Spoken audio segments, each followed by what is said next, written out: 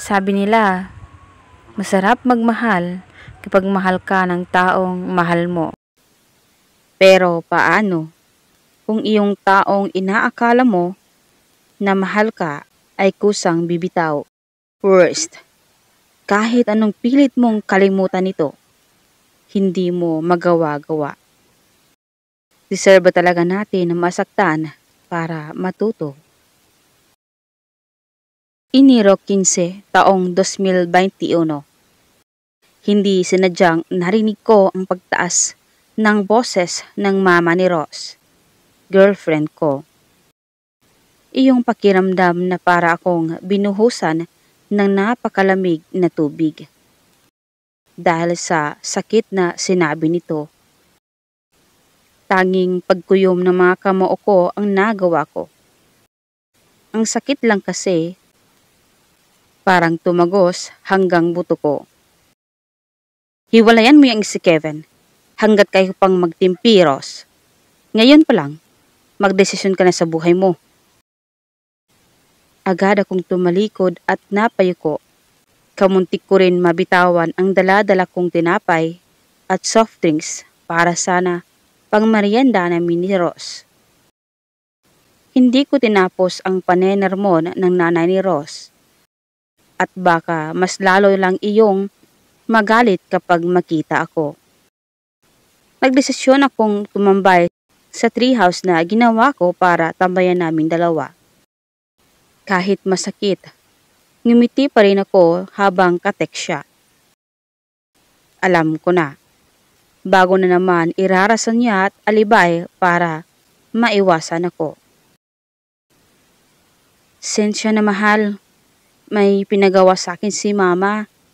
Hintayin mo na lang ako sa treehouse ha, may ibibigay ko sa'yo. Text niya sa akin.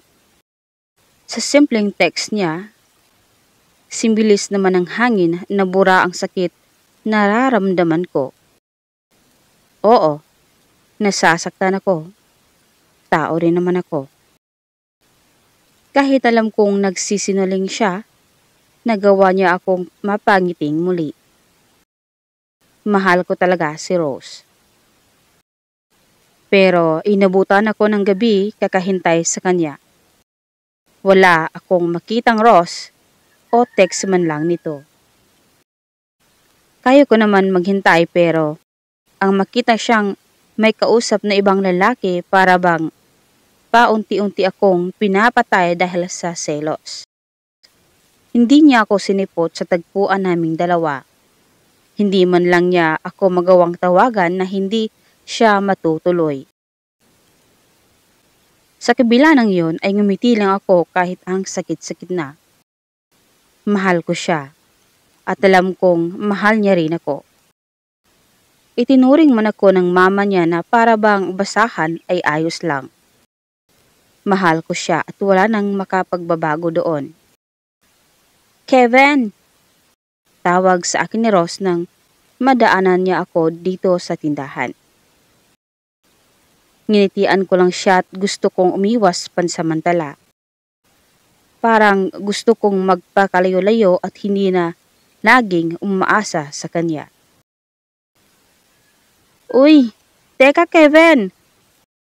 Muli niyang sambit pero tinalikuran ko na lang siya at pumasok ako sa loob ng bahay. Ayaw kang kausapin ni kuya. Cheater ka raw kasi. Mahiya ka naman, Ross. Sorry. Pagkisabi naman na gusto ko siyang kausapin kahit sandali lang. Pakiusap ni Ross pero hindi na siya kinibuan ng kapatid ko. Gusto kong lumabas at yakapin siya ng mahigpit. Alam kong naiiyak na siya pero gusto kong magpalamig ng ulo at mapag-isa. Ma-pride ako, hindi ba? Nagdaan ang mga araw bago dumating ang linggo, saka ako naglakas loob bisitahin siyang muli. Handa na ako at buo na ang desisyon ko. Mahal ko siya, kaya bakit ko pinaabot sa ganito ang sitwasyon namin dalawa? Pagkarating ko sa bahay nila, bitbit ko ang ngiti sa labi. Ngunit isang puyat at matamlay na itsura ni Tita May ang naabutan ko. Hindi katulad noong nagdaan. Masama ang tingin nito sa akin kumpara ngayon. Nakangiti man ito ngunit may hatid na pangamba at pagdadalamhati. Si Ross po, tita. Kinakabahan kong tanong sa kanya. Si Ross? Pupunta ko ngayon sa kanya. Sumama ka na rin. Pag-iba niya kaagad sa usapan. Dumoble ang kaba ko. Natatakot ako na para bang pinananlamig ng husto. At halos hindi ako makahinga dahil sa malakas na pagtibok ng puso ko. Sa isang kilalang hospital ako isinama ni tita. Sa isang puting kwarto kung saan payapang natutulog si Ross. Pakiramdam ko ay bumagsak ako mula sa itaas dahil sa gulat na nasilayan ko. Panginginig at takot ang dumaloy mula sa kaugatan ko.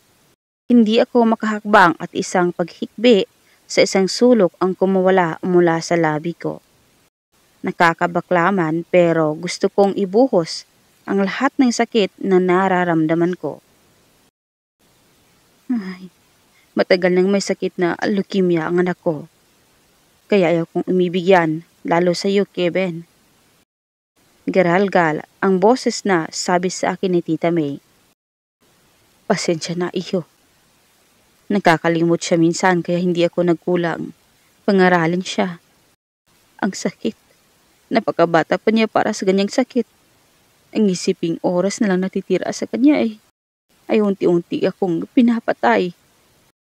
Saad nito na tila simbilis ng pagtila ng ulan ang pagpatak ng mga luha ko. Walang pagdadalawang isip ko siyang niyakap. Lumuhod ako sa harapan niya habang umiiyak at nakikiusap. Patawarin po niyo ako, tita. Alam kong nagkamali ako. Please, hayaan niyo ako mahalin siya hanggang sa huling sandali. Kevin, iho. Kung ano man ang nasabi ko, patawarin mo rin ako. Hindi ako tutulad at wala na akong magagawa. Mahal ka ng anak ko at laging ikaw na lang ang bukang bibig niya. Sambit nito sa kahinaplosan ang likuran ko. Tama na iyang pag-iyak mo. Sige na, lapitan mo na siya. Iiwan ko muna kayo sandali ha. Dugtong ni tita, bagay na ikinatango ko. Sa bawat paghakbang ko't papalapit, kasabay niyo ng luhang gusto nang kumawala na naman mula sa mga mata ko. Nagpakawala ako ng buntong hininga. Alam kong malakas ako, pero hindi ko kinaya ang sakit. Gusto kong paniniwalaan ang sarili kong kakayanin ng lahat.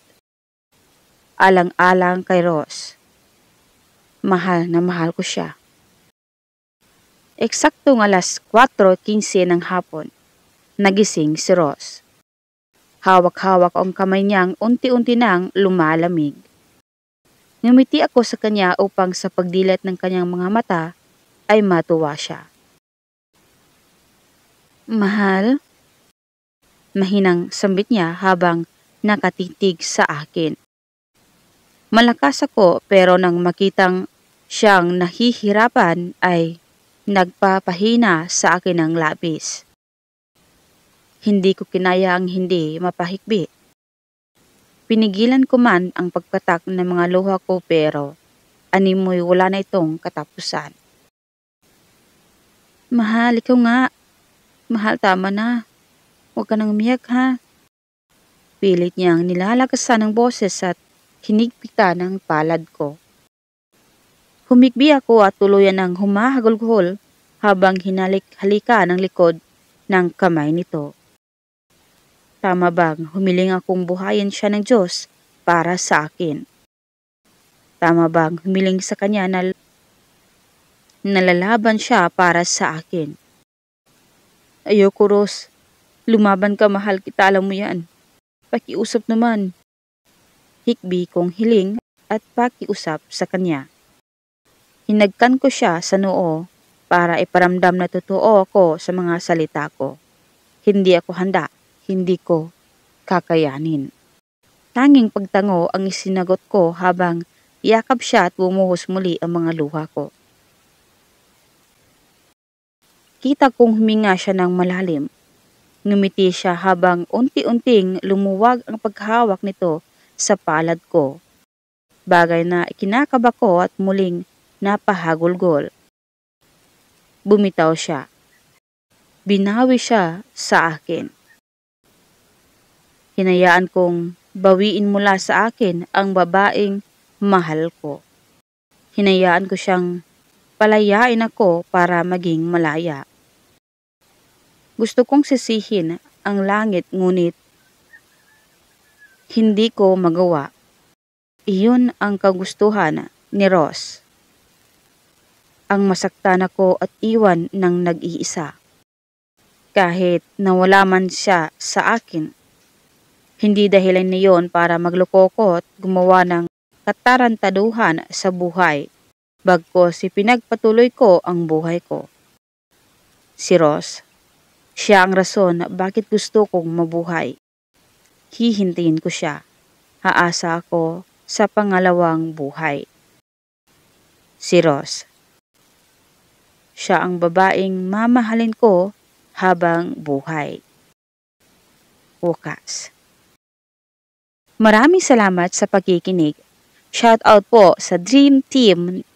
Maraming salamat po. Hanggang sa susunod.